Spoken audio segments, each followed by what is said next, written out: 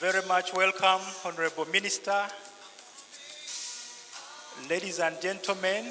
Transfers of manpower in the Ministry of Education and Sports at the secondary education level. A few years back, these transfers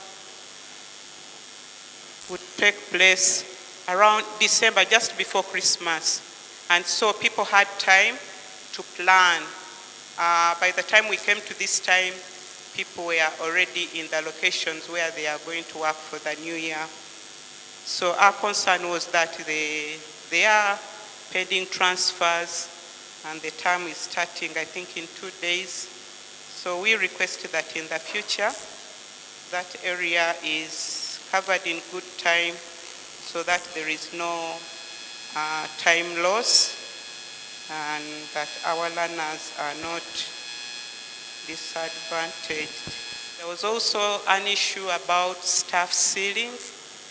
Many of our schools, if not all of them, need teachers, lack teachers. These are government schools. And some of these ceilings were put in place a number of years back when our schools were still small.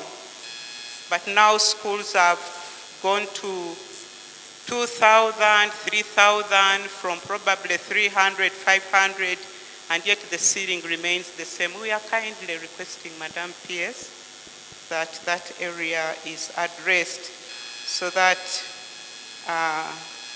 we are comfortable and efficient in the way we carry out our work. She mentioned staffing gaps.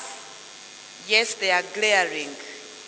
In some schools, they are really glaring. As I told you, only 2 years ago, I was in the Directorate of Education Standards as the director. I visited a number of your schools. I know. I wrote it in my reports. And Francis is doing the same. I was looking at her report last evening. So we are aware of it. But we shall progressively continue to plead for increased wage so that all our schools can receive enough teachers. Transfers in the middle of the year will be minimal unless it's extremely critical. It would not be accepted. I've been a head teacher. I know some of these teachers can be difficult, but that's why you are head teachers, so that you manage them. When a transfer is done in the middle of the year, you disorganize the learner